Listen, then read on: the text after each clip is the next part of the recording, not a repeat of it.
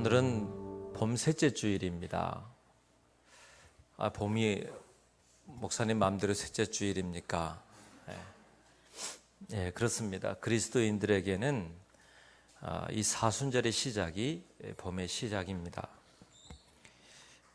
우리에게 있는 이 사순절의 이름은 렌트, 영어로 렌트인데, 이것은 그 앵글로색슨 언어에서 그 랭텐이라는 단어에서 그 어원을 찾습니다. 그리고 그것이 봄의 의미와 연결되어 있어요. 그래서 우리는 정확하게 봄이 언제 오는지를 알 수 있습니다. 바로 이 사순절의 시작이 봄의 시작이라는 것입니다.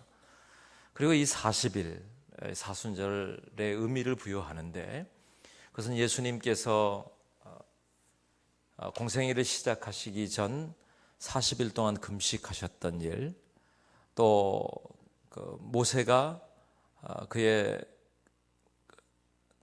40년 세월뿐만 아니라 그에게 있었던 40일 동안의 금식을 통해서 시내산에서 말씀을 받았던 일, 그리고 엘리야 선지자도 그가 가장 탈진하고 힘들었을 때에 하나님의 산 호렙으로 움직였던 시간이 40일이었어요. 그리고 노아의 방주에 비가 내렸던 심판의 시간이 40일이었고요. 그리고 이스라엘 백성들이 40년 동안이나 광야의 삶을 살면서 훈련되고 준비되어져서 하나님의 땅에 이르게 된 것이 40이라는 숫자에 모두 포함되어 있습니다. 성경에 나와 있는 이 40이라고 하는 숫자는 어떤 한 개인이 회복되는 시간이기도 하고 훈련되는 시간이기도 하고 민족이 삶의 방향을 바꾸는 일들을 경험하는 시간이 되기도 하고, 특별하게 하나님의 역사하심이 시작되는 기간 동안 이 40일이라고 하는, 아니면 40년 40이라고 하는 숫자가 사용되었습니다. 우리에게 이 사순절은 바로 그런 의미에서 이 봄이 오게 하는 특별한 어떤 전환점을 맞이하게 하는 시간이 된다는 것입니다. 그래서 저는 오늘 더욱 이 봄이 오는 우리의 모습 속에 어떻게 하면 우리 삶에 봄이 오게 하고, 또 이 사순절을 어떻게 보내는 것이 정말 우리에게 주어지는 이 봄이라고 하는 의미 속에서 찾아낼 수 있을까를 생각합니다. 모세의 이야기를 통해서 말입니다. 모세 글을 통해서 우리에게 말씀하시는 이 봄, 사실은 우리가 봄이라고 말할 때에는 가장 먼저 변화되는 게 한 가지 있죠. 앙상한 가지에서 새싹이 나기 시작하고 꽃이 피기 시작하고요. 그리고 우리에게 이제 열매를 맺히는 시작이 거기서부터 시작되는 걸 겁니다. 세상에 보면 여러 가지 나무들이 많이 있습니다. 뭐 살구나무나 뭐 포도나무나 또 우리 감나무나 여기 우리 교회 안에 있는 실과들만 따져도 여러 나무들이 있는데요. 나무의 종류와 상관없이 하나가 없으면 나무에 꽃이 필 수 없어요. 잎이 날 수 없어요. 그게 뭐죠? 생명입니다. 생명. 어떤 나무의 종류냐, 이 나무의 이름이 무엇이냐, 이건 어떤 꽃을 피고 그 꽃에서 어떤 향기가 나느냐보다 중요한 한 가지가 있다면 생명입니다. 그래서 이 사순절은 부활주일, 우리에게 주시는 생명의 역사를 우리에게 허락하시는 시간이기에 우리에게 주시는 이 봄은 생명의 의미를 두는 것이 맞습니다. 그리고 그 생명의 부활과 생명의 예수 그리스도, 그 십자가를 시작으로 우리에게 봄이 시작되었다고 선포할 수 있는 겁니다. 각자의 모습이 다르고 각자의 나무의 이름처럼 여러분의 삶이 다르고 꿈도 다르고 상황도 다르고 조건이 다를지 모르지만 예수 그리스도로 인하여 주어진, 우리에게 주어진 그 생명으로 말미암아 우리에게 봄이 오게 하신 줄로 믿습니다. 우리가 이 봄이 되면 이런 이야기를 하죠. 부흥이라고 하는 말을 말하면 사람들은 양적이나 아니면 어떤 물질적인 아니면 상황의 큰 것을 의미합니다. 그럴 때 많이 사용해요. 근데 실제적인 이 부흥이라는 말도 회복, 그 다음에 갱신 내지는 생명의 역사가 다시 시작되는 것이 부흥이에요. 리바이벌이라고 사용되는 그 말이 그런 의미입니다. 부흥은, 진짜 부흥은 뭐냐면 내 속에서 다시 생명력이 시작되는 시간이란 말이죠. 바로 그 시간, 그 봄에 대한 이야기를 모세를 통해서 나누고자 합니다. 오늘 본문에 모세가 나옵니다. 모세는 40년 동안이나 지금 광야에서 양을 치는 양치기입니다. 근데 실제 모세의 시작은 그렇게 호락호락한 사람이 아니었습니다. 그가 40살까지 40년 동안은 바로의 궁전에 살았거든요. 왕자로 살았어요. 얼마나 힘 있는 사람이었습니까? 모든 것을 얻은 사람. 그가 움직이면 사람들이 모두 엎드려 절을 했을 것입니다. 그가 양치기인데 명령만 해도 양고기를 구워서 갖다 주었을 겁니다. 그랬던 그가 그 어렸을 적에 젖먹이를 먹였던 그의 어머니가 몰래 젖먹이로 위장하여 들어갔죠. 젖을 먹이는 사람으로 말이죠. 그리고 모세가 히브리 사람인 것을, 하나님의 사람인 것을 계속 가르쳤고, 그리고 그가 장성할 때 그의 마음속에 품고 있었던 히브리 민족이라는 그 마음, 그리고 이 민족이 노예로 살고 있다는 아픈 마음 때문에 그들을 돕고자 했습니다. 그래서 히브리 사람을 돕고자 하는 마음 때문에 그들을 학대하는 군인을 쳐 죽이게 된단 말이에요. 그런데 도리어 그것을 감사하는 마음을 갖는 게 아니라 그 도움을 받았던 히브리 사람들이 떠들기 시작하는 겁니다. 그래서 하루아침에 왕자였던 그가, 그리고 히브리 민족을 회복시킬 꿈을 꾸었던 그가 하루아침에 완전히 그의 꿈이 무너지고 미디안 광야로 도망가게 된 거예요. 생각해 보세요. 얼마나 허무한 인생입니까? 이 정도면 힘이 있다고 생각해서, 이 정도면 뭔가 내가 할 수 있다고 생각해서, 이 정도면 내가 히브리 민족을 위해서 무엇인가 내가 꿈을 꿀 수 있다고 여겨지는 그 순간에 하루아침에 무너졌어요. 그리고 미디안 광야로 도망갑니다. 그리고 그곳에서 만난 여인, 그리고 그곳에서 만난 그곳의 그 미디안 제사장이었던 이드로의 집에 그냥 빌붙어 산 거예요. 그 시간이 무려 40년입니다. 얼마나 허무한 인생이었을까요? 생각해 보면 오늘 1절에 보니까 모세가 그의 장인 미디안 제사장 이드로의 양떼를 치더니 그랬거든요. 40년을 지났는데 여전히 장인의 양떼라고 이름이 붙여져 있어요. 40년이 지났는데 자기 손에 아무 자기 소유가 없어요. 80의 노구가 되었습니다. 처음 40년이 얼마나 그에게 위대한 40년이었을까. 그에게 처음 이 나머지 40년 동안 매일매일 어쩌면 어떤 사람을 만날 때마다 그랬을 겁니다. 내가 예전에는, 내가 왕년에는, 내가 이전에는 꽤나 내가 힘이 있었던 사람인 것을 자랑했을지도, 아니면 자기의 신분이 들킬까 봐 그마저도 못했을지도 모릅니다. 어찌되었든 그의 이제 나머지 40년 세월은 양치기로 겨우 살았던 세월을 보내고 있는 거예요. 그와 같은 그 시간에 그도 여전히 그날도 아침 해가 떠오르고 여전히 양떼를 이끌고 여기 호렙산으로 가게 됩니다. 광야 서쪽으로 움직여서 호렙에 이르렀더니, 그런데 그곳에서 지금까지 한 번도 보지 못했던 이상한 일이 그곳에 일어나는 거예요. 호렙산에 떨기나무에 불이 붙었는데 그 불꽃이 꺼지질 않는 겁니다. 불이 붙으면 나무가 타야 되잖아요. 여러분 그 떨기나무를 여러분이 찾아보시면 아는데 이게 보잘것없는 나무입니다. 우리나라에 보면 흔하게 볼 수 있는 나무, 마치 그 산에 있는 쌀이나무 같은 그런 느낌. 이 정도의 나무이면 불이 붙으면 타버려야 되는 거잖아요. 타지 않는 그곳. 그래서 그가 그곳을 돌이켜서 그 떨기나무 불꽃 가운데로 가는 거예요. 그곳이 또 다른 새로운 40년에 새로운 모세에게 새 봄이 오게 하는 새로운 일들이 시작되는 놀라운 분기점이 되었다고 오늘 이야기하고 있는 겁니다. 사랑하는 여러분, 오늘 우리가 봄 앞에 설 때 우리에게 있는 발견되는 몇 가지를 모세를 통해서 볼 수 있는데요. 첫째는 봄이 오고 나면 지난 겨울이 있었다는 사실을 알게 돼요. 그렇죠? 계속 기도하셨던 분들이 기도할 때마다 그렇게 기도하시더라고요. 지난 겨울이 참 추웠다고 말입니다. 추운 겨울이 있었지, 이게 보이는 겁니다. 여기 지금 모세가 하나님의 부르심 앞에, 하나님을 만나는 자리, 하나님의 사명 앞에 설 때에 그가 그 자신에 대해서 어떻게 보았을까요? 아마 얼마나 초라하게 보였을지 모릅니다. 하나님, 차라리 제가 꿈을 꿀 수 있었을 때, 바로의 왕자로 있었을 때, 뭔가 힘이 있었을 때 부르시죠. 이제 내 나이 80이 됐습니다. 그리고 40년 동안 내 광야에서 양치기로 살았습니다.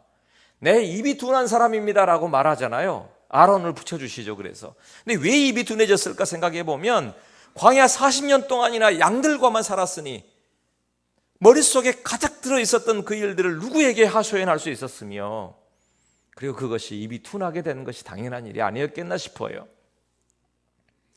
그 모세, 자기 자신을 돌아보면서 내가 너를 보내리라, 내가 너와 함께 하리라, 내가 이제 이 민족을 구원하는 사람이 되리라 라고 말해도 자기 자신의 초라함, 또 이미 자기는 실패했다는 자괴감, 자기가 가지고 있는 한계, 내가 가지고 있는 연약한 모습들로 인해서 그가 가지고 있는 아무것도 없는 초라한 자기 모습을 확인할 뿐 다시 꿈을 꾼다는 건 말도 아니라고 생각했을 겁니다. 오직 했으면 그가 아들을 낳았는데 첫 아들 이름이 게르솜이에요. 내가 타국에서 나그네가 되었다, 그런 의미거든요. 자기 자신의 인생이 나그네 같은 거예요. 떠도는 나그네 같은 인생의 모습. 아무리 애써봐도 이제는 실패한 인생으로 살 수밖에 없고, 내가 과거에 무슨 왕자였든지, 내가 어떤 권력이 있었든지, 내가 얼마나 힘이 세였든지, 내가 무엇인가 할 수 있었다고 말을 해도 지금 뭐예요? 벌써 40년 전 이야기고, 지금 그의 손에 남겨진 것은 여전히 40년 동안 일을 했음에도 불구하고 장인의 양떼라고 말할 만큼 손에 아무것도 쥐어지지 않는 사람. 그런데 하나님이 그를 만나러 오셨고 하나님이 그를 부르시는 현장에 있다고 하는 겁니다. 그리고 여러분, 그런 현장에서 하나님 앞에 그가 고백하고 있는 내용이 놀라워요. 하나님이 그를 부르시죠. 내가 너를 보내리라. 이 민족의 울부짖음을 내가 보았다. 이제 가라. 그랬더니 모세가 뭐라고 이야기해요? 보낼 만한 자를 보내소서 그러거든요. 그러니까 하나님 앞에 서고 나면요, 자기 자신이 보여요. 내가 얼마나 연약한 자인지, 내가 얼마나 이렇게 초라한 사람이었는지가 보여요. 그래서 말하는 겁니다. 보낼 만한 사람을 보내십시오. 내가 지금 하나님 앞에 서보니, 아니 내 인생을 돌아보니, 내가 지금 이 앞에 서보니 내 초라한 내 모습, 겨우 내가 들고 있는 것은 이 지팡이 하나, 그리고 이 양떼들 속에 어찌 살아왔는지 모르는, 이제 머리도 백발이 다 되어가고 그가 더 이상 힘이 없고, 그리고 간다고 한들 아무 능력이 없어 보이는, 차라리 40년 전에 나를 사용하셨다라면 좋았을 텐데 하나님이 이제는 아닙니다. 이제는 끝입니다. 이런 때 말입니다. 여러분, 우리도 그럴 때 있죠. 여러분, 지금 하나님이 이 시간에 다시 우리를 부르신다면, 다시 네가 사명자라고 말씀하신다면 인정되겠어요? 네가 오늘이 다시 사명을 시작할 때다. 지금이 다시 네 속에 불이 붙일 때다. 지금 다시 네가 일어서서 하나님의 일을, 하나님의 역사하심을 볼 때가 되었다. 성령의 임재가 임하고 성령의 능력을 감당할 때가 지금이다라고 말한다면, 여러분이 예 하나님 그러고 일어설 수 있겠어요? 하나님, 제가 살아온 시간이 40년입니다. 그러지 않겠어요? 하나님, 제가 지금 이 나이에, 아니면 이 시간에 내가 가지고 있는 것이 아무것도 없는 이 순간에, 그리고 이 모세는 더더군다나 초라한 내가, 아무것도 없는 내가, 실패자인 내가 뭘 할 수 있습니까? 이런 모습이 아마 모세의 보낼 만한 자를 보내소서라고 하는 고백 속에 들어있을 거예요. 우리가 읽지 않았던 바로 뒤편에 그의 고백이 있거든요. 나는 못 갑니다. 나는 아닙니다. 그를 계속 보내시려고 해도 그가 거절하는 겁니다. 왜요? 더 이상 일어설 수 있는 힘이 자신에게 없다는 것을 발견했기 때문에 그렇습니다. 그런데 그럼에도 불구하고 지금 모세에게 하나님의 봄이 시작되고 있는 겁니다. 놀라운 일은 그 일이 시작될 때 하나님의 역사하심이 드러나고, 그리고 그때부터 한 가지 더 모세에게 놀라운 일들이 일어나는데요. 왜 모세에게 바로 왕국에서의 40년, 그리고 광야에서의 40년이 필요했는지를 그 다음 40년에 발견하게 되죠. 하나님을 만나고 사명을 발견한 사람들에게 주시는 또 한 가지의 은혜가 있는데 그게 뭐냐 하면 해석되지 않는 게 해석되기 시작돼요. 내가 주님의 은혜 아래 살았고 예수님이 십자가의 은혜 아래 살고 내가 왜 기도하게 하셨는지, 내가 왜 해석되지도 않는 이 고개를 넘어오게 하셨는지, 이 캄캄한 밤을 지나오게 하셨는지, 그리고 이 광야의 40년을 왜 살게 하셨는지. 사실 모세가 그가 살았기 때문에 바로 왕국에 40년을 살았지 왜 살았는지 알았을까요? 지금 왜 이곳 광야에서 양떼를 치고 있는데 왜 양떼를 치고 있는지 알았을까요? 이해되지도 않았을 겁니다. 그런데 그의 나머지 40년에 알게 되었을 거예요. 바로 앞에 섰던 그 사람, 애굽의 일을 누구보다 잘 아는 그 사람, 10가지의 재앙이 모두 이 애굽의 신들의 이름이라고 그랬지요. 그 애굽의 신의 일들을 누구보다 잘 알게 되었던 모세, 또 언어가 통하고요, 그가 그곳에 있어야 됐던 이유들을 발견하게 됐을 거예요. 그리고 광야의 40년을 통하여 그 철저하게 자기가 내 힘으로 되지 않는 것을 고백하고 나의 연약함도 알게 되고 내 힘으로 감당할 수 없는 가장 밑바닥에 이 어쩌면 떨기나무 같은 자신의 모습을 발견하게 되었을 겁니다. 그리고 떨기나무에 불이 붙는 것처럼 자기 자신의 막대기가, 지팡이가 아무 힘이 없는 것처럼, 그런데 이것이 하나님의 능력이 임할 때, 하나님의 역사가 임할 때 어떻게 사용되는지를 해석하게 되고 보게 되었을 거란 말이에요. 우리의 인생의 일에 여러분 지금까지 잘 살아온 일도 기억나지만 어떨 때는 이해되지 않는 일들도 있었잖아요. 또 감당할 수 없다고 생각되는 일들도 있었지 않습니까? 근데 지나오게 하셨죠. 그 일의 해석은요, 우리가 하나님 앞에 가서 서면 이해가 될 거예요. 해석될 거라고 생각돼요.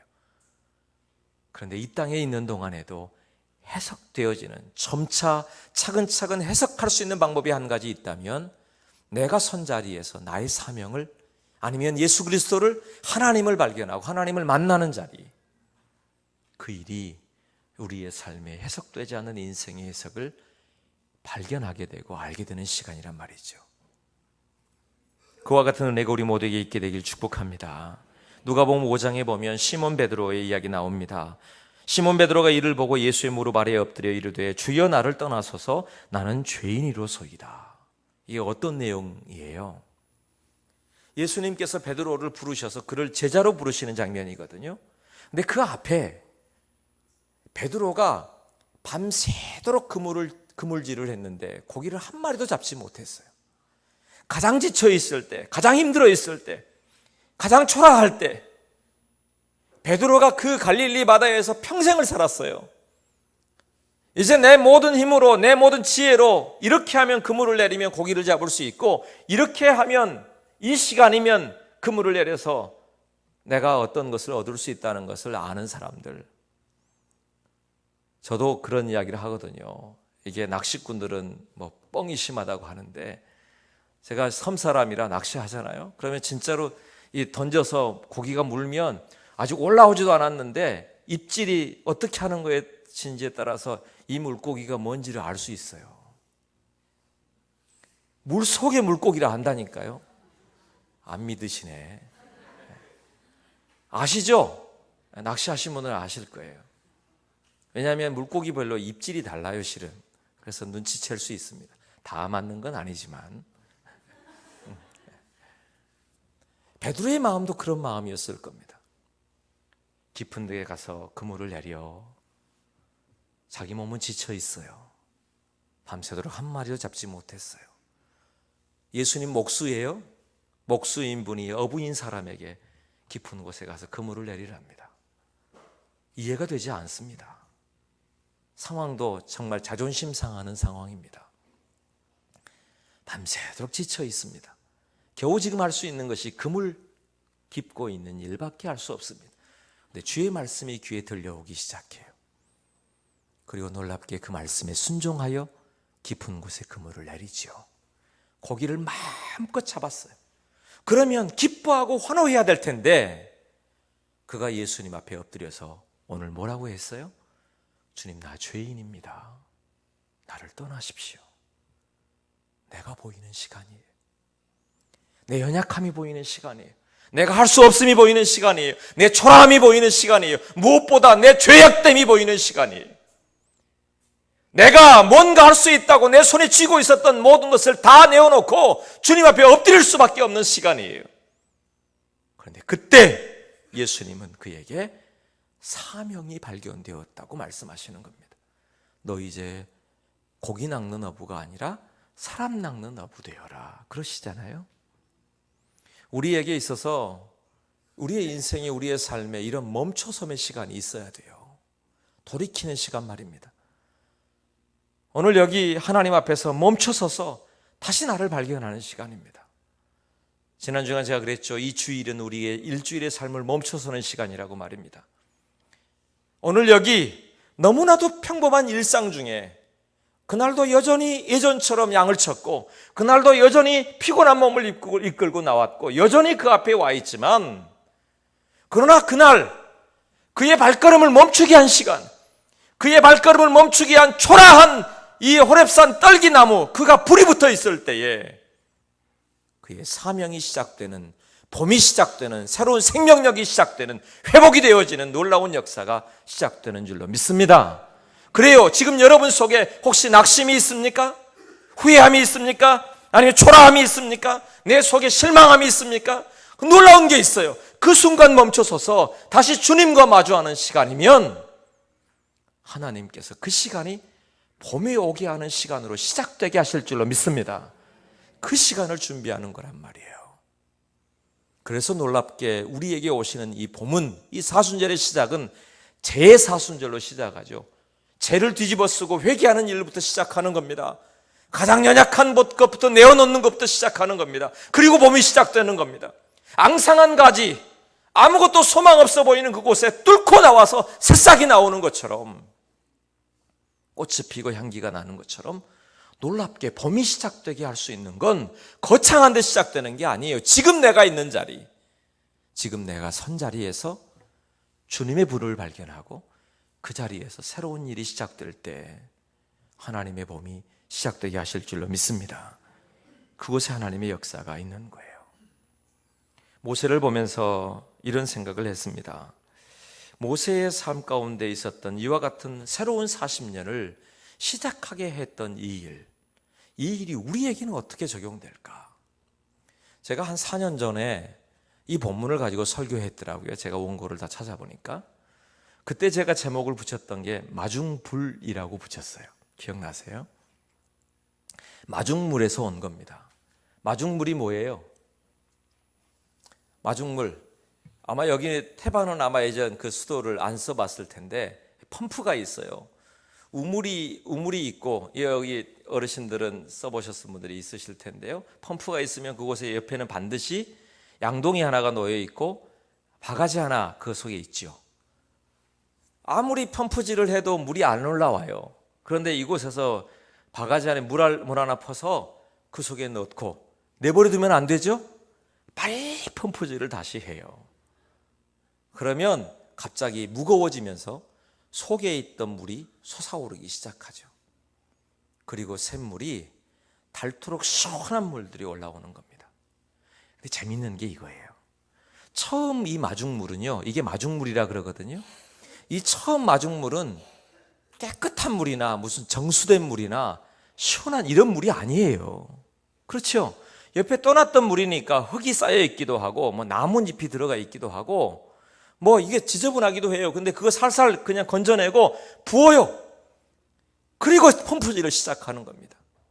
그런데 놀라운 건 그 평범하고 보잘것없는 그 한 줌의 한 바가지의 물이 그 속에 숨어 있는 넘쳐나는 샘물을 마음껏 퍼올릴 수 있는 시작점이 되더라는 거예요. 이게 하나님의 역사, 하나님의 봄은요, 거창한 데서 오는 게 아니에요.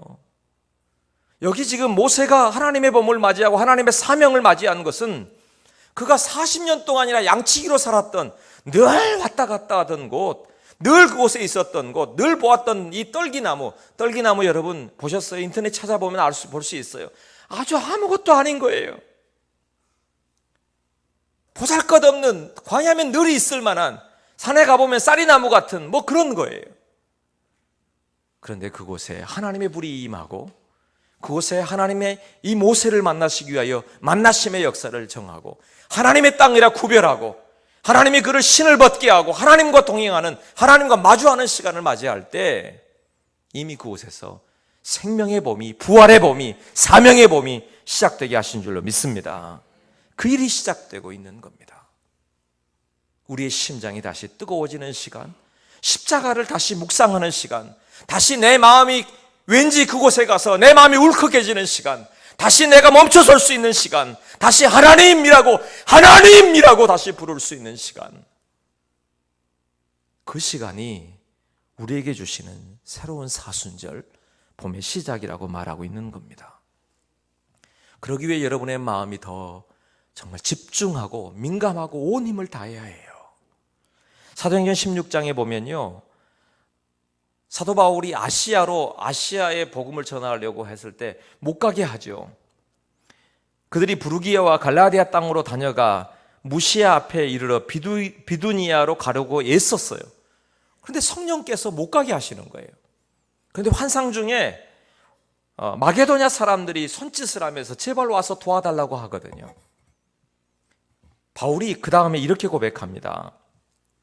10절 말씀에 바울이 그 환상을 보았을 때 우리가 곧 마게도냐로 떠나기를 힘쓰니 이는 하나님이 저 사람들에게 복음을 전하라고 우리를 부르신 줄을 인정함일러라 라고 기록되어 있어요. 여러분, 오늘 이 시간에도요, 이 말씀을 듣지만 이 말씀이 무슨 이야기인지 아니면 다른 사람의 이야기로 내버려두면 이건 아무 의미가 없어요.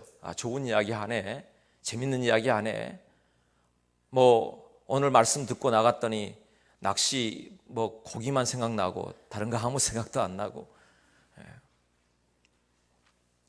오늘 여기 주의 말씀이 내 마음속에 인정될 때,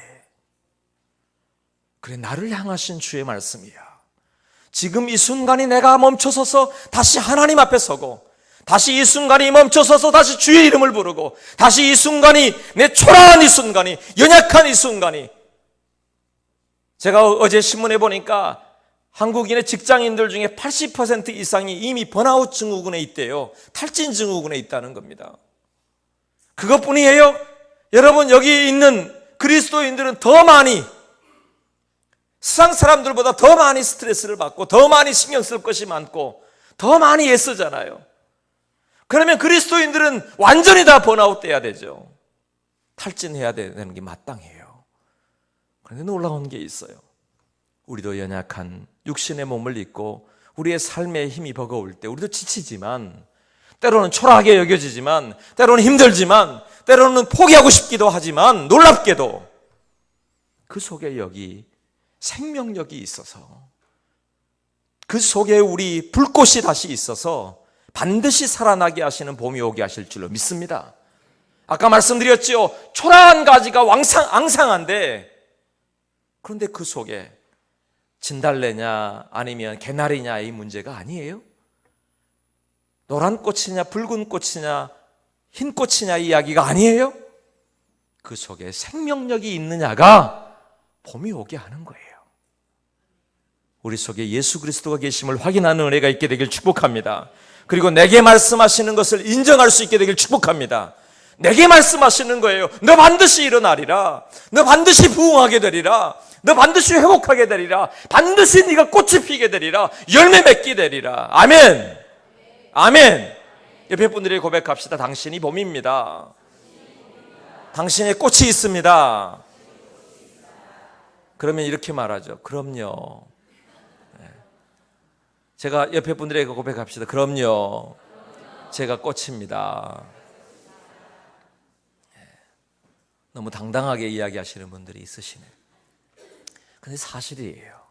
왜냐하면 내 안에 생명력이 있기 때문에 그래요.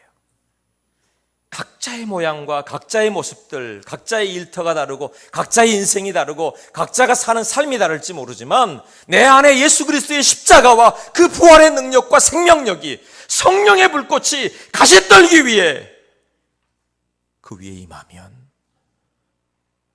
아무 보잘것없는 그의 지팡이 위에 임하면 생명의 봄이 다시 시작되게 하실 줄로 믿습니다. 그 일이 우리에게 주시는 은혜란 말이에요. 다시 말씀드립니다. 그 일은 거창한 데 시작되는 게 아닙니다. 우리 일상 중에 일어나는 일입니다. 하나님의 임재 연습이라고 하는 책을 쓴 로렌스 형제라고 하는 그분에 관한 이야기가 있어요. 그분은 평신도로 수도원에 들어가서 수도원장까지 되신 분입니다. 그럼 평생토록 부엌에서 일을 했답니다. 수도사들을 위해서 밥을 지어주는 일을 했어요. 근데 그가 하나님의 임재를 경험한 곳이 어떤 때인 줄 알아요? 그의 고백이 이래요. 계란 후라이를 하고 있는데 하나님의 임재를 경험했답니다. 이해가 돼요? 밥을 짓고 있는데 하나님의 임재를 경험해요.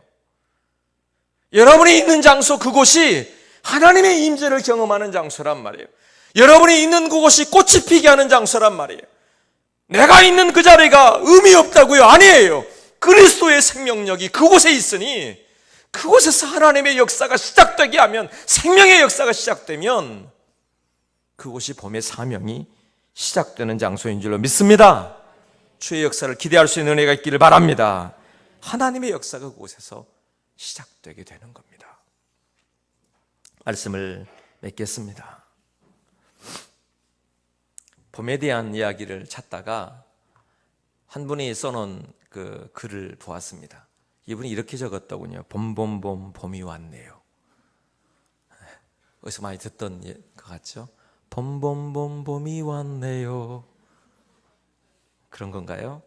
근데 거기에가 아니라 그 다음 이분이 써놓은, 가로 열고 써놓은 이 세 마디가 굉장히 감동이 됐어요. 이렇게 적었어요. 돌아봄, 바라봄, 넘어봄. 이 봄에 돌아보고 나를 돌아보는 봄이라는 거예요. 바라봄, 그리고 넘어봄, 한 번도 넘어서지 못한 것을 넘어보는 봄. 제가 그 옆에 내가 이렇게 적었어요. 긍휼히 여겨봄, 사랑의 봄, 격려의 봄, 증거의 봄. 여러분 자신에게도 소망의 봄. 이 봄은 그런 시간이더라고요. 내 속에 지금까지 하지 못했던 것을 다시 보게 하는 시간입니다. 내 새 안의 생명의 봄을, 꿈꾸는 봄을 다시 보게 하는 겁니다. 여러분 안에 이 봄이 시작되기를 축복합니다. 이 봄을 오게 하신 분이 예수 그리스도요. 그리고 그 예수님을 여러분의 마음에 품었으니 여러분이 봄이 오게 하실 분입니다. 사도 바울은 말합니다. 나의 달려갈 길과 주 예수께 받은 사명이 있는데 생명의 복음을 증거하는 일이랍니다. 여러분이 봄의 사명자로 봄의 생명을 나누는 생명의 봄이 오게 하는 은혜가 여러분을 통하여 여러분과 여러분의 가정과 또 여러분을 통한 봄을 기다리는 모든 이들에게 오게 하는 사명이 시작되기를 예수님 이름으로 축복합니다. 기도하십시다. 예수 그리스도의 봄을 우리 모두 맞이하게 하옵소서. 생명의 역사가 우리 위에 임하게 하시고 주의 은혜의 그 자리에서 주님을 다시 발견하는 은혜가 있게 하옵소서. 예수님의 이름으로 기도드립니다. 아멘.